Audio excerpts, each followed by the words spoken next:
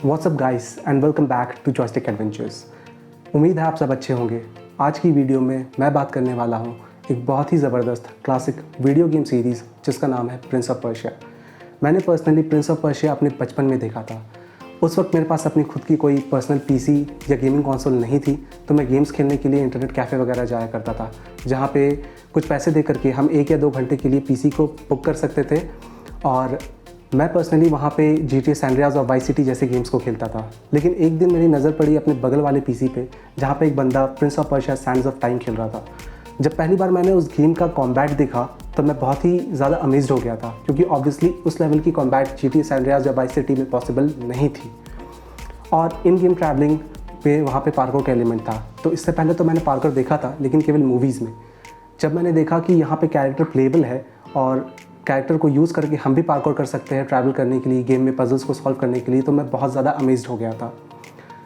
आज की वीडियो में हम एक एक करके major Prince of Persia games को देखेंगे, कैसे उसकी एवोल्यूशन हुई और ग्राफिक्स में इम्प्रूवमेंट हुआ। तो बिना किसी देरी के वीडियो को शुरू करते हैं।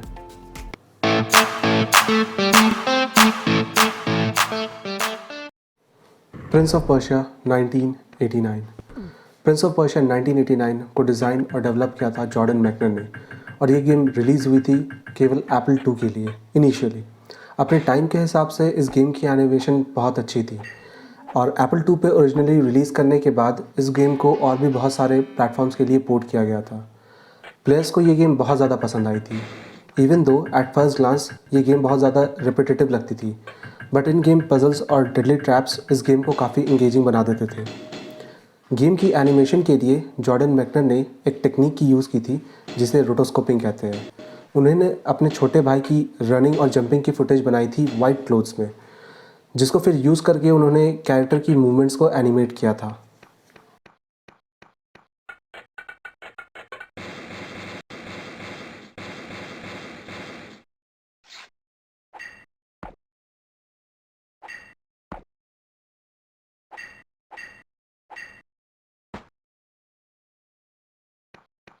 Prince of Persia 2 the shadow and the flame.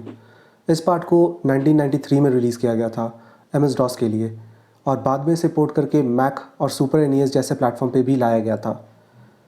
ये 1989 वाले प्रिंस ऑफ पर्शिया का बिल्कुल डायरेक्ट सीक्वल था, और इस इंस्टॉलमेंट में भी Prince was the playable character. इस गेम की ग्राफिक्स मुझे पर्सनली पुराने वाले गेम से बहुत ज़्यादा डिफरेंट नहीं लगी, क्योंकि ये भी 2 डायमेंशनल ही थी। इवन दो इस बार गेम को काफ़ी कम प्लेटफॉर्म्स पे पोर्ट किया गया था, बट डिस्पाइट दिस ये गेम बहुत ही सक्सेसफुल रही थी और एक बहुत ही अच्छा सीक्वल माना गया था इस पार्ट को।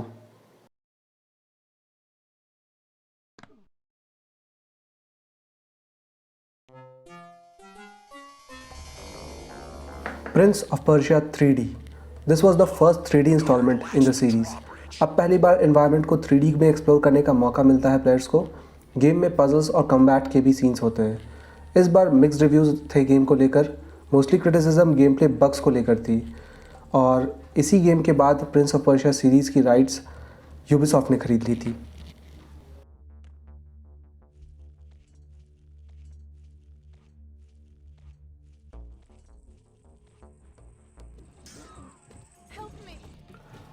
Prince of Persia Sands of Time 2003। Sands of Time was a turning point in the history of Prince of Persia। Literally ये पार्ट इस पूरी सीरीज़ की सबसे हाईएस्ट रेटेड और गेमर्स को सबसे ज़्यादा पसंद आई थी। यूबीसॉफ्ट ने इस गेम की डेवलपमेंट के लिए जेड इंजन का यूज़ किया था, जो originally beyond good and evil के लिए डिज़ाइन की गई थी। इस बार गेम की डिज़ाइन काफ़ी एस्थेटिक थी। इस पार्ट को बहुत सारे अवार्ड्स भी मिले थे, और आज भी इसे one of the greatest games में काउंट किया जाता है।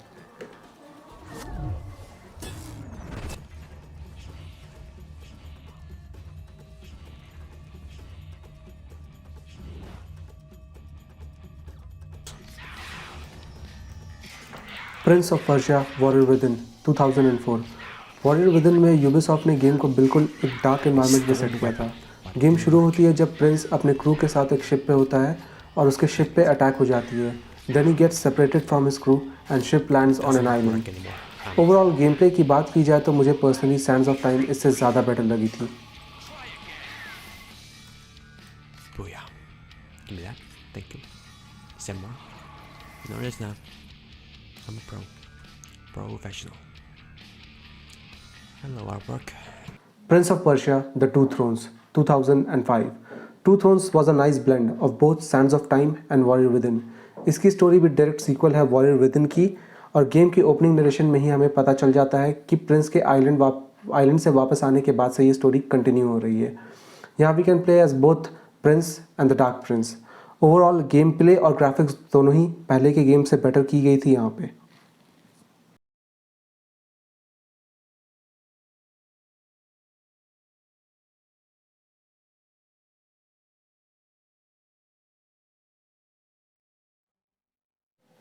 Prince of Persia classic 2007।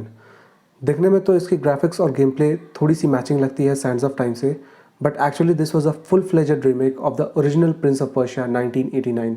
सारे लेवल डिज़ाइंस और स्टोरी बिल्कुल ही सेम है, and this was released not only for Xbox 360 and PlayStation, but it was also available on Android and iOS.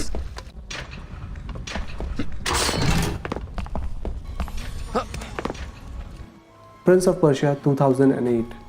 इस बार game की इन्वायरमेंट्स, आर्ट स्टाइल, ये सब पहले की गेम से बहुत ज़्यादा अलग थी, और इस बार स्टोरी में रोमांस ज़्यादा थी एज़ कम्पेयर टू कॉम्बैट। ज़्यादा फोकस डेवलपर्स ने पजल्स पे किया था, और कॉम्बैट और एग्रेसिव इन्वायरमेंट बहुत कम थे इस बार।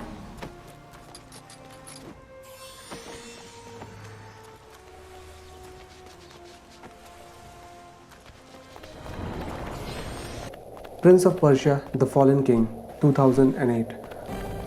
Prince of Persia fallen king एक प्लेटफॉर्मर गेम थी जो कि यूबीसॉफ्ट ने एक्सक्लूसिवली निंटेंडो DS के लिए रिलीज़ की थी। इसकी स्टोरी प्रिंस ऑफ पर्शिया 2008 की एक स्पिन ऑफ थी। स्टोरी का प्लॉट एंशिएंट पर्शिया पे था बेस्ड था, और इसमें प्रिंस और उसकी एक एलाई एलिका मिलकर दो सेलेस्टियल गॉड्स के अगेंस्ट लड़ते हैं।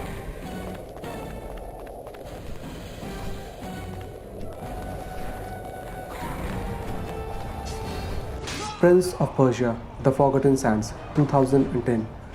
यहाँ यूबीसॉफ्ट 2005 के बाद सीरीज़ को वापस से रूट्स पे ले गए थे। इस गेम की सेटिंग एंशिएंट पर्शिया में है।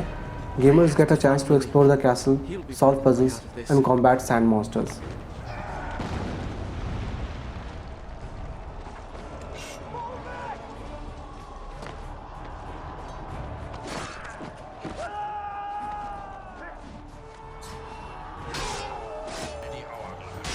Prince of Persia: The Sands of Time remake 2023। इस गेम की अनाउंसमेंट की गई थी सितंबर 2020 में, लेकिन उसके बाद से इसकी रिलीज़ डेट्स को बार बार डिले कर दिया गया है, और फिलहाल इसकी कोई भी रिलीज़ डेट कंफर्म नहीं की गई है। लेकिन रूमर्स है कि मे बी 2024 या अर्ली 2025 तक ये रिलीज़ हो जाएगी। You cannot defeat this enemy. The sands will consume everything. Come with me then. But I warn you, I move pretty fast. You'd better keep up. Video को and करने से पहले मैं आप लोगों को बताना चाहूँगा, वैसे तो प्रिंस ऑफ पर्शिया 1 और प्रिंस ऑफ पर्शिया 2 इनिशियली अलग अलग प्लेटफॉर्म्स पर रिलीज़ हुए थे, जो कि अभी एक लेगेसी सिस्टम हो चुका है। लेकिन अगर हम इस गेम को अभी भी खेलना चाहें तो हम एक वेबसाइट पे जाकर खेल सकते हैं। वेबसाइट का लिंक मैंने डिस्क्रिप्शन में डाल दिया है, तो आप जाकर चेकआउट कर सकते हैं और थोड़ी नॉस्टैल्जिया को फील कर सकते हैं। तो उम्मीद है आप लोगों को वीडियो पसंद आई होगी। मिलते हैं आप सबसे नेक्स्ट वीडियो में, तब तक के लिए